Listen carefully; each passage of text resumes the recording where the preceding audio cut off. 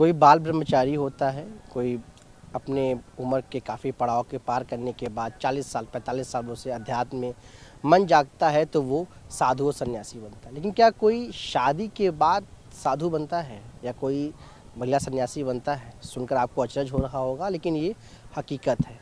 महाकुंभ में एक महिला है जिनकी शादी हुई 2 महीने पहले और 2 महीने बाद वो सीधा महामंडलेश्वर बन गई। नाम है उनका ममता वशिष्ठ, दिल्ली की रहने वाली हैं। सीधा हमारे साथ है ममता जी। ममता जी, मतलब ये बड़ा अजीब सा संयोग है कि शादी हुई आपकी 2 महीने पहले और उसके बाद आप सीधा महामंडलेश्वर बन गए। कैसे की ये जर्नी कैसे है? बचपन से ही मैं सनातनी रही हूँ। बचपन से ही मेरा बहुत काफ़ी इंटरेस्ट रहा है इसमें। 7 साल की उम्र में ही मैं बन गई थी, तो 7 साल से ही मंदिर चला रही हूँ। और रही माँ मंडलेश्वर की बात, तो ये गुरु के आशीर्वाद से है सब। इसको जुना अखाड़ा से मैं जुड़ी हूँ, किन्नर अखाड़ा से जुड़ी हूँ। इस अखाड़े को हम काफ़ी बुलंदियों तक लेके जाएंगे, इसका नाम रोशन करेंगे, अपने गुरु का नाम रोशन करेंगे। अच्छा ममता जी, खैर ये तो आप बता रही हैं अपने अखाड़े के बारे में। जर्नी कैसी रही आपकी, मतलब बचपन से लेके अब तक की जो जर्नी है वो जर्नी कैसी रही जो है? कैसे आप कहाँ तक पढ़ाई लिखाई की, कहाँ रहती थी, क्या जर्नी थी और कैसे ये मन में आया कि धर्म और अध्यात्म की तरफ जाना है? बचपन में मैंने पढ़ाई में तो 10वीं की है, और बचपन से मंदिर चलाना, ये सब पूजा पाठ करना, मेरा काफ़ी इसमें इंटरेस्ट था। फिर कुछ माँ बाप ने भी सपोर्ट किया, कुछ संघर्ष भी किया मैंने। कुछ सहयोगी लोग थे, कुछ विरोध करने वाले भी थे मेरे। तो मतलब कौन विरोध करने वाला था? और जो आपको, जैसे अब आपकी शादी हो गई है, शादी के बाद आपने सीधा जो है क्या कहते हैं ये महामंडलेश्वर बन गई, आप धर्म में आ गई, तो फैसला लेना कठिन नहीं था क्या? मतलब जो है आम तौर पे ऐसा कोई करता तो है नहीं। कुछ कठिन भी था और नहीं भी था। मेन सपोर्ट माँ बाप का था, ससुराल से था। इनके सपोर्ट से बाकी तो सब विरोध में ही है अभी तक। कौन कौन कौन विरोध कर रहा था? फैमिली में है कुछ, बाहर से हैं कुछ।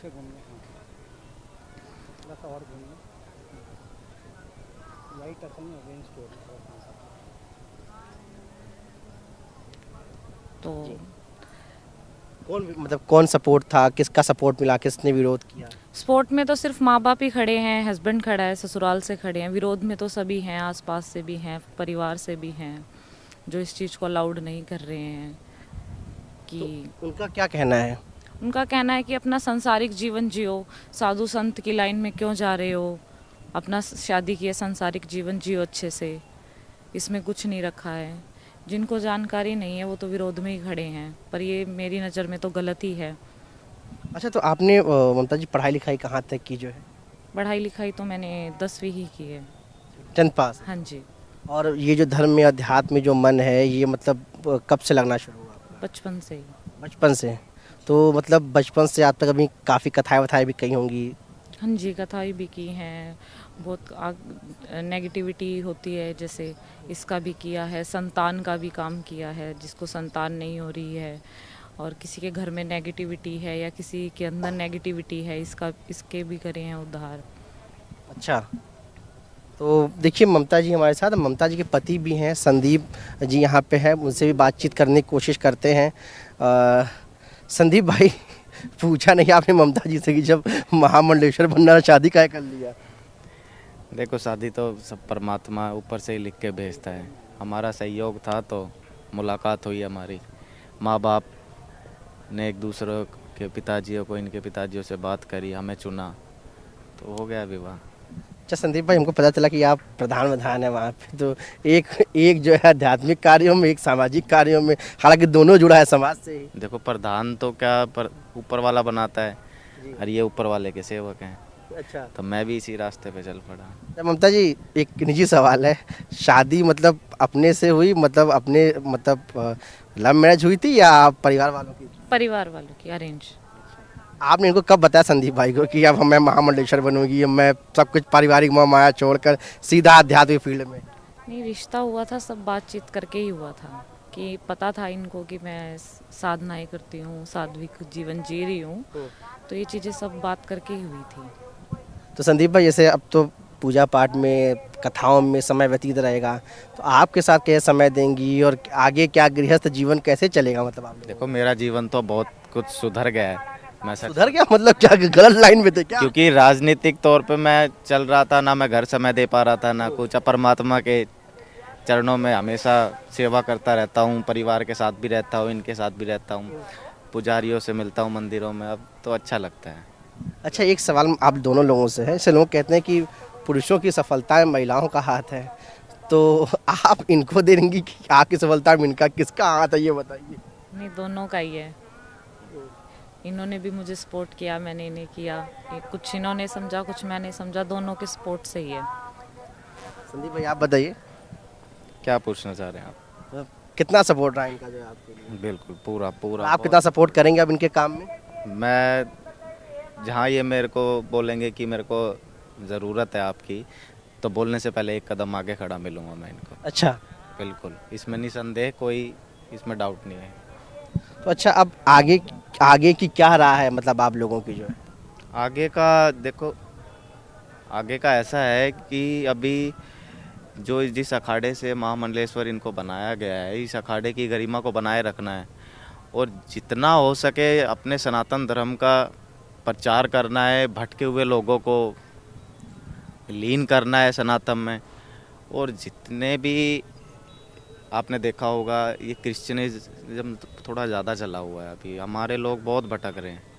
तो अच्छा ममता जी, बात ये बताइए कि जैसे आपकी उम्र अभी शायद 24-25 साल है और पूरा जीवन बाकी है जो है, तो आप मतलब जो है, कई युवा भी आ रहे हैं, हम किसी माघ मेले में देख रहे हैं, कई लोग आ रहे हैं, कुछ लोगों के बारे में पता चल रहा है कि वो बस ऐसे साधक बनने चले आए, उनका मन ही नहीं था। तमाम साधु संत से बात होती है, वो ये कहते हैं।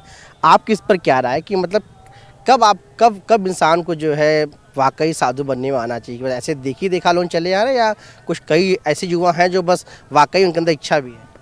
दिखावे से तो देखो कुछ नहीं रखा। आप किसी को कहो कि साधु संत बन जाओ, उसमें कोई फ़ायदा नहीं है। कि मन रंगा नहीं तन रंग गया। तन रंगने का क्या फ़ायदा जब तक आपका मन ही नहीं रंगा। सबसे पहले मन रंगना बहुत ज़रूरी है।